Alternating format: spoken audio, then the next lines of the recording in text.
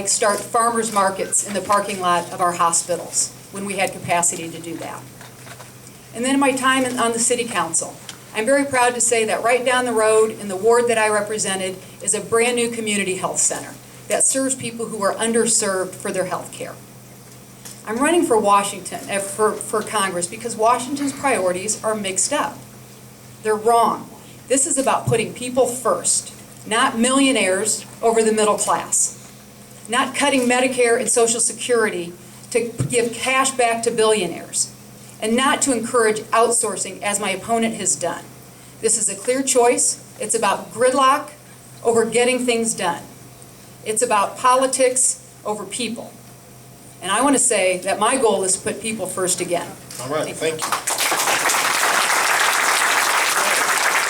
So as mentioned before, we have 5 questions, and the students did some work to come up with some questions in 5 areas of interest for the position in the House of Representatives. So we will start off, and I'll ask each question first to Mr. Schilling, and then we'll go on to Ms. Bustos, and we'll also have the 1-minute answer rule and the 1-minute rebuttal rule. So now we all know the rules once again. So first question's on jobs.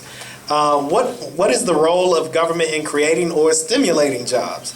What programs or legislation would you support at the federal level? The first thing that the federal government can do is to get the boot off the throat of the job creator in the United States of America, number one. What we've done in Washington, D.C. is we've got 30 bipartisan jobs bills that actually are stuck in the Senate that's held by the Democrats. A lot of these are so that we can produce energy here in the United States of America, removing tons of the overregulation and burdens on our American companies, getting taxes under control. We create an environment of certainty that allows our job creators to create jobs. Most recently, Dave Loebsack and I last year put together a provision for the National Defense Authorization Act, working in a bipartisan fashion. We got done what my predecessor and his predecessor couldn't do in 10 years. We got it done in 5 months by putting the D and R to the side and working for the good of the community. It's the right thing to do. Would you like a rebuttal, or would you like to answer the question? I'd like a rebuttal, all right, please. I appreciate the thought of bipartisanship. It's what we've got to do. I want to point out, though, that my opponent, Congressman Schilling, is part of the most dysfunctional Congress in the history of this country. He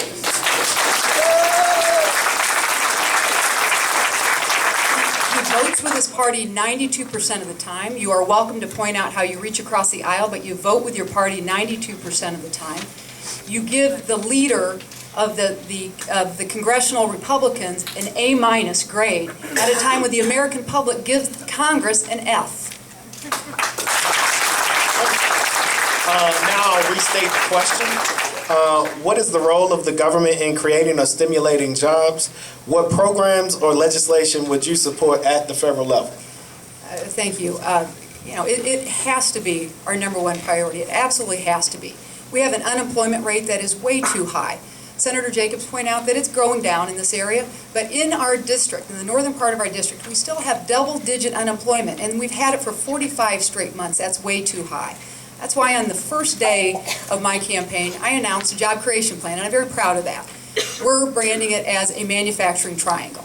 We do that because geographically, we have an unbelievable manufacturing base with John Deere here, Caterpillar in Peoria, and major aerospace manufacturing in the northern part of our district. We have an unbelievable community college environment to help with retraining and filling that skills gap that we now have. We have an infrastructure to move goods in a reasonable fashion. We have to build upon that. What's wrong, though, with this picture is that we have a congressman sitting next to me who has supported policies that encourage, not just have it happen, but encourage jobs to be outsourced to China. All right. Mr. Schilling, would you like a 1-minute rebuttal? Yeah, for sure. First off is that I'm actually one of the most bipartisan members of Congress. If you take a look with Dan Lipinski out of Chicago, Dan and I vote together 38% of the time. David Loebsack and I vote together 34% of the time. But folks, if you listen to my opponent, she's talking about magical manufacturing triangles, and the manufacturer we have, but there's no ideas at all as to how to fix the problem. I'd be more than happy to give her 30 seconds to give some ideas of how we can fix the problems. We can all talk about shapes and sizes. All right, well, would you like to take the 30 Yeah, I seconds? absolutely All right. would. I think, number one, let's make sure that we have a member of Congress representing this district and the jobs to stay in this district, not over in China.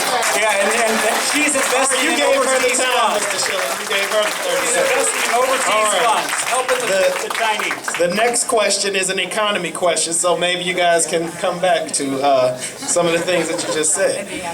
So first to you, Mr. Schilling, we have forecasters have seen businesses owned by women, minorities, veterans, or the disabled as significant contributors to the welfare and future of this country.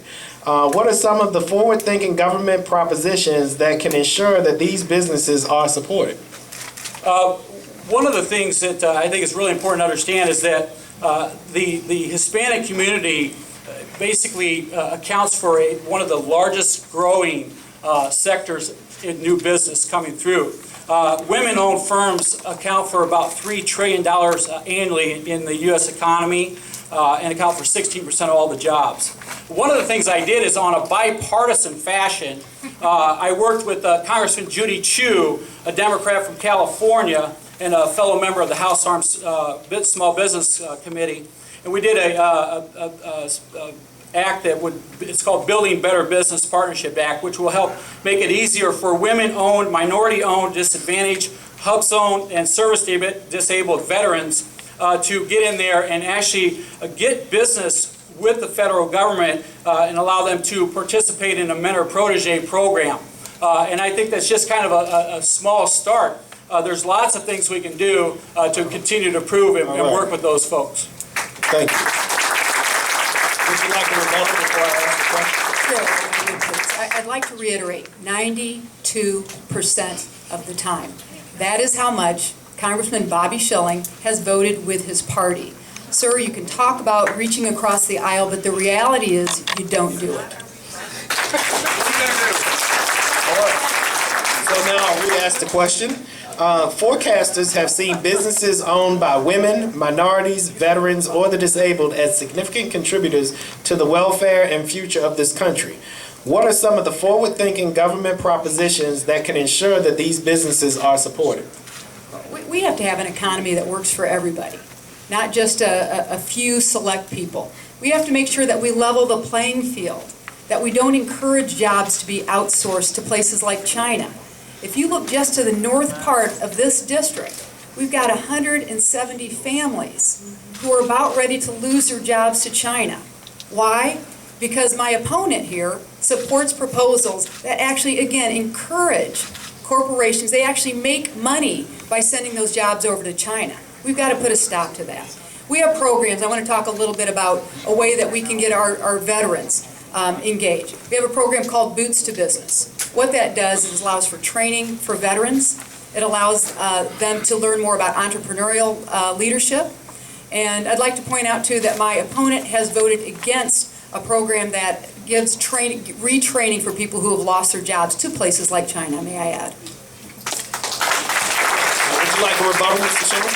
Yeah, you know, actually, I never, ever vote against any bill that sends jobs overseas. You know, I find it very interesting, though, is that my opponent has such a problem with doing business overseas, but yet she's willing to invest in the Janus Overseas Fund. You know, so you can talk all you want how you don't believe that that's right, but here's the fact. My opponent she's a big proponent of the bring back tax to the United States of America, penalizing our overseas companies like John Deere and Caterpillar and others who want to bring that money back. She wants to charge them 35%. That is wrong, and it's not a good thing to do to help people our economy.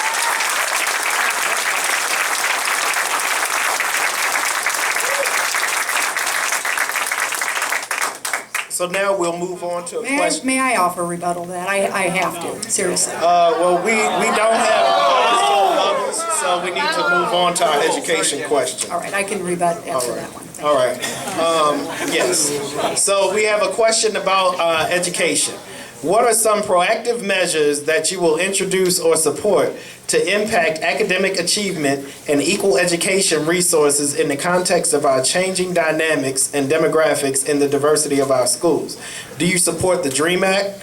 What steps can we take to ensure that we are adhering to the process of the deferred action to eligible youth in our communities? Mr. Schiller. I don't know how we all get all that in a minute, but How about this? We'll give you guys a minute and a half for this question. that would be good. Each one of you. Timekeeper, is that all right? You know, look, I've got 10 kids. Each one of my kids is totally different. One might sit down at the table, do their homework without being told. The other one walks around, they don't get things done. I think it's really, really important that instead of taking and putting a blanket across the entire United States of America, we bring it more on a local level. I think that's something that's imperative we do. Instead of teaching our teachers to show these kids how to test, let's take our kids on an individual basis and see how successful they are from when they come in and then where they're at the end of the year. I think that's really important. I'd like to see more local control. I co-sponsored a bill. It's called the A+ Act, which would give local schools and state government the freedom to use the funds how they see fit. Rather than have big federal government coming in and dictating to our state and local folks, here's how it's going to work. In the DREAM Act, look, I don't support it in its current form. I believe if a member, somebody serves in our military, you know, hey, have a day. We have to make the tough choices. We've got an immigration problem. We've got good people that want to be part of this country, and no party is willing to sit down at the table. When the Democrats held the House, the Senate, and the presidency, they were unwilling to do it, and the Republicans are saying it's time to put some reform on the table, and both parties come together and get this thing right for the good people that want to be part of the American dream.